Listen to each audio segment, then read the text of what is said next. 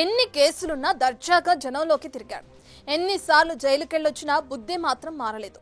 వరుస నేరాలతో పోలీసులకు టార్గెట్ అయ్యాడు. అసలు రియాజ్ కు ఓ పోలీసునే చంపేంత ధైర్యం ఎక్కడి నుంచి వచ్చింది? రియాజ్ ఎన్కౌంటర్ నేర్పిన పాఠం ఏంటి? నేర్చుకోవాల్సిన విషయం ఏంటి?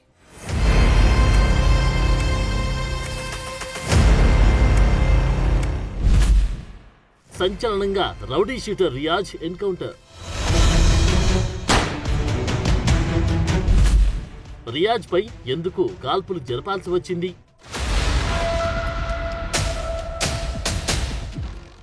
కొద్ది రోజుల క్రితమే నిజామాబాద్ లో ప్రమోద్ అనే కానిస్టేబుల్ హత్యకు గురయ్యాడు. ఈ ఘటన తెలంగాణలో సంచలనం సృష్టించింది. ఆ కానిస్టేబుల్ ని చంపిందెవరో కాదు, అతను పట్టుకున్న నిందితుడే. అతడే ఈ రియాజ్. వీడికి నేరాలు కొత్త కాదు, కేసులు కోర్టులంటే భయం లేదు. ఎన్నోసార్లు జైలుకు కూడా వెళ్ళొచ్చాడు. అయినా సరే తీరు మారలేదు. వాహనాల దొంగతనాలు, చైన్ స్నాచింగ్లు, ఇలా కంటిన్యూగా ఏదో ఒక నేరం చేస్తూనే ఉన్నాడు. అలా ఎప్పటినుంచో పోలీసుల టార్గెట్ లో ఉన్నాడు.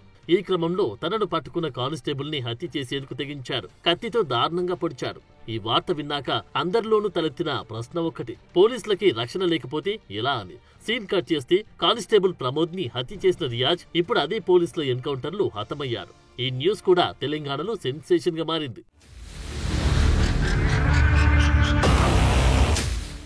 కానిస్టేబుల్ ప్రమోద్ ని రియాజ్ పొడవడం, అతను చికిత్స పొందుతూ చనిపోవడం చూశాక అందరిలోనూ మెదిలిన సందేహం ఒకటే, అసలు రౌడీ షూటర్ రియాజ్ కు పోలీస్ మీదే దాడి చేసేంత ధైర్యం ఎక్కడి నుంచి వచ్చింది? అంత విచక్షణ రహితంగా ఎలా పొడిచాడు? ఇలా ఎన్నో ప్రశ్నలు తలెత్తుతున్నాయి. విధి నిర్వహణలో ఉన్న కానిస్టేబుల్ ని హత్య చేయడం చిన్న విషయం కానే కాదు. పోలీసుల కళ్ళుగప్పి పారిపోవడం వేరు, వారి నుంచి తప్పించుకునేందుకు ప్రయత్నించడం వేరు. కానీ పోలీస్ మీదే దాడి చేయడం, కత్తితో పొడవడం, అతని చావుకు కారణం కావడమే చాలా మందిని ఆందోళనకు గురిచేసింది. అందువల్లే ఇప్పుడు రియాజ్ ఎన్కౌంటర్ పై కొత్త చర్చ జరుగుతోంది.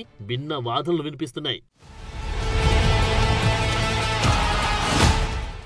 నిజామాబాద్ లో విధి నిర్వహణలో ఉన్న సిసిఎస్ కానిస్టేబుల్ ప్రమోద్ ని నిందితుడు షేక్ రియాజ్ అత్యంత దారుణంగా కత్తితో పొడిచి పారిపోయాడు. వాహనాల దొంగతనం కేసులో రియాజ్ ను అదుపులోకి తీసుకుని బైక్ పై తీసుకెళ్తూ ఉండగా కత్తితో విచక్షణారహితంగా దాడి చేశాడు. తీవ్రంగా గాయపడిన కానిస్టేబుల్ ప్రమోద్ చికిత్స పొందుతూ చనిపోయాడు.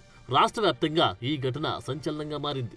రియాజ్ పై ఇప్పటికీ 40కి పైగా కేసులున్నట్టు తెలుస్తోంది. అతను ఇప్పటికీ 4-5 సార్లు జైలుకు కూడా వెళ్లి వచ్చాడు. తెలంగాణ పోలీసులు సైతం తీవ్రంగా స్పందించి రియాజ్ ని పట్టుకునేందుకు ప్రత్యేక బృందాలు ఏర్పాటు చేసి గాలింపు చర్యలు చేపట్టారు. ఆదివారం మధ్యాహ్నం నిజామాబాద్ జిల్లాలోని సారంగపూర్ అటవీ ప్రాంతంలో రియాజ్ పట్టుబడ్డాడు. ఓ పాడుబడ్డ లారీలో దాక్కుని ఉండగా అతన్ని పట్టుకున్నారు. ఈ సమయంలో పోలీసులను చూసి పారిపోయేందుకు ప్రయత్నించే క్రమంలో రియాజ్ కు తీవ్ర గాయాలైనట్లు పోలీసులు తెలిపారు. వెంటనే అతన్ని అదుపులోకి తీసుకుని నిజామాబాద్ జీజీహెచ్ కు తరలించారు. ఆసుపత్రిలో చికిత్స పొందుతున్న రియాజ్ మరోసారి పోలీసులపై దాడికి ప్రయత్నించాడు. అతని సెక్యూరిటీగా ఉన్న ఏఆర్ కానిస్టేబుల్ చేతిలోని గన్ లాక్కొని అక్కడి నుంచి పారిపోయేందుకు ప్రయత్నించాడు. దాంతో పోలీసులు అలర్ట్ అయి రియాజ్ ని ఎన్కౌంటర్ చేశారు.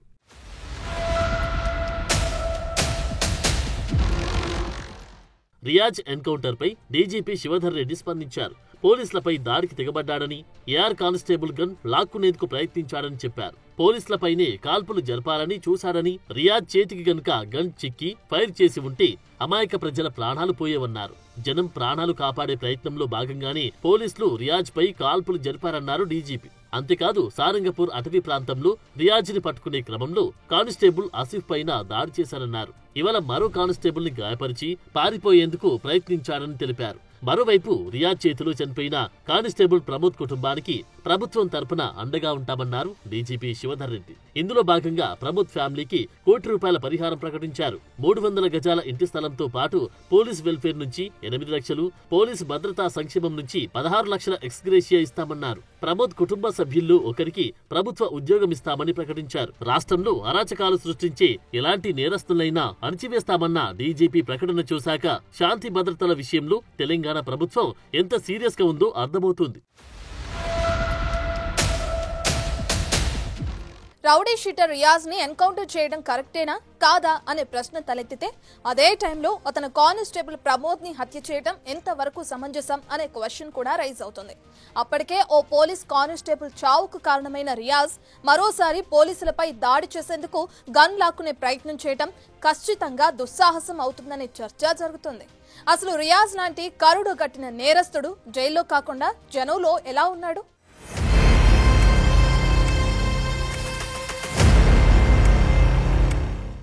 40 వరకు పోలీస్ కేసులున్న కరుడుగట్టిన నేరస్తుడు.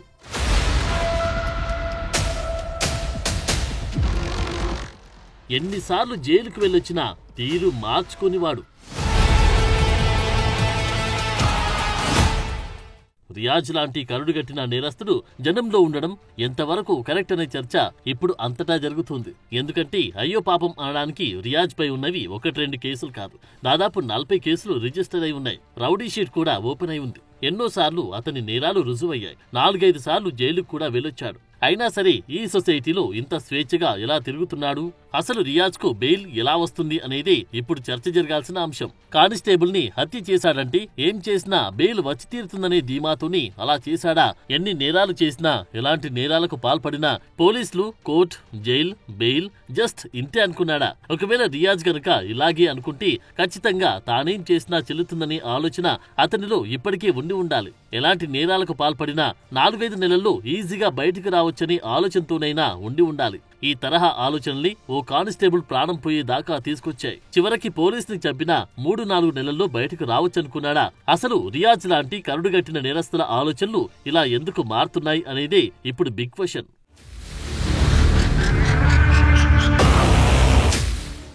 ఏదో 1-2 నేరాలు చేశాడంటే ఆవేశంలో చేశాడనుకోవచ్చు, కానీ వరుసగా నేరాలు చేస్తూ ఉన్నాడంటే ఖచ్చితంగా ఆలోచించాల్సిందే. రియాజ్ కూడా అంతే.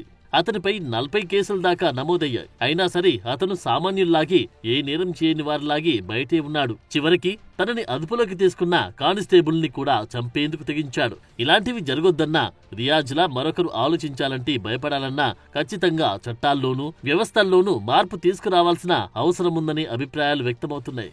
ఎలాంటి వాళ్ళైనా సరే 4-5 నేరాలు చేశారంటే కఠిన శిక్షలు అమలు చేయాల్సిందే. కొన్నాళ్ల పాటు జైలు నుంచి బయటకు రానివ్వకుండా చేయాలి. వారి జీవితం ముగిసేదాకా జైల్లోనే పెట్టాలి. అప్పుడే అందరిలోనూ ఏదైనా నేరం చేయాలంటే భయం పుడుతుంది. పోలీసులపై దాడి చేయాలన్న ఆలోచన రావడానికి కూడా చెమటలు పడతాయి. అప్పుడే పోలీసు వ్యవస్థపై నమ్మకం వస్తుంది. శాంతి భద్రతలు కంట్రోల్లో ఉంటాయనే చర్చ జరుగుతోంది. వ్యక్తిగా గౌరవించి పోలీసులు అతన్ని అరెస్ట్ చేసి తీసుకెళ్లే సమయంలో ఈ వాడి దయాదాక్షణాలు వదిలేసి ఆయన కానిస్టేబుల్ కి చనిపోయిన కానిస్టేబుల్ కి ఈ నిందితుడికి ఏమైనా ఉందా అండి? పర్సనల్ కక్ష ఉందా? ఆయన చట్ట ప్రకారం తన విధి నిర్వహణ నిర్వర్తిస్తున్నాడు. అటువంటి వ్యక్తిని పొడిచి చంపినాడు. అతను మళ్ళీ మామూలుగా ఉంటాడండి అటువంటి వ్యక్తి? అందుకే మళ్ళీ పట్టుకొని ఆయన దయతో హాస్పిటల్లో అడ్మిట్ చేసి ట్రీట్మెంట్ ఇప్పించే సందర్భంలో ఆ కానిస్టేబుల్ దగ్గర ఎవరో దగ్గర ఉన్న రివాల్వర్ని లాక్కొని చంపబోయినాడు. ఇంకా పోలీసులకు వేరే మార్గమే లేదు. కాబట్టి వాళ్ళని వాళ్ళు రక్షించుకునే క్రమంలో అతన్ని కాల్చి చంపారు. ఇది ఎన్కౌంటర్ కాదండి. సెల్ఫ్ డిఫెన్స్ యాక్ట్ కింద ఆ నేరస్తుల్ని వాళ్ళ యొక్క ఆత్మరక్షణ కోసం చంపే హక్కు పోలీసు వాళ్ళకు ఉంది. At the same time self defence is not only confined to police. మామూలుగా మనలాంటి సివిలియన్స్ కూడా ఆత్మరక్షణ కోసం ఎప్పుడైనా ఒకసారి మన మీద ఏమైనా హత్యా ప్రయత్నాలు జరిగినా ఏం జరిగినా అనుకోని పరిస్థితిలో తప్పకుండా ఆత్మరక్షణ కోసం మనం కూడా ఎదుటి వాళ్ళ మీద అటాక్ చేయొచ్చు.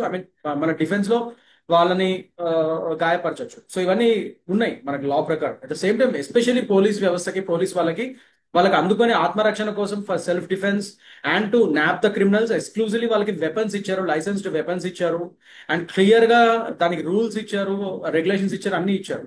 ఇవాళ రోజు ఒక ధైర్యవంతుడైన ఒక కానిస్టేబుల్ ప్రమోద్ గారిని కోల్పోవడం అనేది చాలా బాధాకరం. అండ్ ముఖ్యంగా ఇది procedural lapse in the police department. ఒక పోలీసు వ్యవస్థ ఒక వైఫల్యం ఇవాళ రోజు ఒక విధంగా చూపిస్తుందండి. అది మాత్రం మనం కాదనలేము. ఎందుకంటే ప్రొసీజర్స్ కరెక్ట్ గా ఫాలో అయ్యి ఉంటే ఇవాళ రోజు ఒక కానిస్టేబుల్ ప్రమోద్ అంటే ఒక ధైర్యవంతుడైన ఒక పోలీస్ అతన్ని మనం కోల్పోయే వాళ్ళం కాదు ఇవాళ రోజు. రియాజ్ ఎన్కౌంటర్ తర్వాత కొద్ది రోజుల క్రితం డీజీపీగా బాధ్యతలు స్వీకరించాక శివధర్ రెడ్డి చెప్పిన మాటలు మరోసారి చర్చకు వస్తున్నాయి. కాకి బుక్ మాత్రమే ఉంటుంది అని, నేరాలకు పాల్పడితే కఠిన చర్యలు ఉంటాయని చెప్పారు. ఇప్పుడు రియాజ్ విషయంలోనూ ఇదే జరిగిందనిపిస్తోంది. మాకు pink book, blue, red, white అట్లా ఏముండదు. మాదంతా ఓన్లీ కాకి బుక్. కాకి బుక్ అంటే సిఆర్పిసి, ఐపీసీ చట్టాలతో ప్రకారం పోతాము. ఆ కాకి బుక్ అంటే అన్ని కలిస్తే కాకి బుక్ అవుతుంది. ఇదే మాకు తెలిసిన కలర్ గానీ మిగతా కలర్ సంబంధం లేదు. లాయర్లు కూడా డబ్బుల కోసం కక్కుర్తి పడొద్దనే వాదన వినిపిస్తోంది. అమాయకులను కాపాడేందుకు ప్రయత్నించడంలోనూ, న్యాయం కోసం కోర్టులో పోరాడడంలోనూ తప్పు లేదు. కానీ రియాజ్ లాంటి సీరియల్ నేరస్తుడి వెంట ఎవరు ఉండకూడదు. అప్పుడే ఏదైనా నేరానికి పాల్పడితే ఎవరు తమను బయటకు తీసుకురారనే భయం ఉంటుంది. 40 కేసులున్న రియాజ్ లాంటి కరడుగట్టిన నేరస్తుడు ప్రజల మధ్య స్వేచ్ఛగా ఉండడమనేది సమాజంలో శాంతి భద్రతల దృష్ట్యా ఏమాత్రం కరెక్ట్ కాదు. ఎందుకంటే ఇలాంటి వాళ్ళు పదే పదే నేరాలకు పాల్పడే అవకాశమే ఎక్కువగా ఉంటుంది. రియాజ్ లాంటి వారి ఉనికి సమాజంలో అభద్రతా భావాన్ని పెంచుతుంది. అందువల్ల ఏదైనా కేసులో నేరం రుజువైనప్పుడు వారిని వీలైనన్ని ఎక్కువ రోజులు జైల్లో ఉంచడమే మంచిదనే అభిప్రాయాలు వ్యక్తమవుతున్నాయి. దీనివల్ల భవిష్యత్తులో నేరాలు చేయకుండా నిరోధించే అవకాశం ఉంటుంది. న్యాయ వ్యవస్థ, పోలీసు వ్యవస్థపై నమ్మకమున్న సమాజంలో నేరస్తులు జనంలో స్వేచ్ఛగా తిరగడానికి బదులు చట్టబద్ధంగా జైలు శిక్షను అనుభవించడమే కరెక్ట్ అనే వాదన బలంగా వినిపిస్తోంది. రియాజ్ లాంటి వాళ్ళు జనం మధ్య ఉండి నేరాలను నియంత్రించడంలోనూ పోలీసులకు సవాలు ఎదురవుతాయి. కానిస్టేబుల్ ప్రమోద్ హత్య కేసులో జరిగినట్లుగా చట్టాన్ని అమలు చేసే సిబ్బంది కూడా ప్రమాదంలో పడతారు. సమాజంలో శాంతి భద్రతలకు విఘాతం కలగకుండా ఉండాలంటే వారు జైల్లో ఉండడమే కరెక్ట్ అనే చర్చ జరుగుతోంది. ఇప్పుడు రియాజ్ ఎన్కౌంటర్ విషయంలోనూ పోలీసులు అన్యాయంగా కాల్పులు జరిపారనే దానికంటే సరైన న్యాయమే జరిగిందనే వాదన బలంగా వినిపిస్తోంది.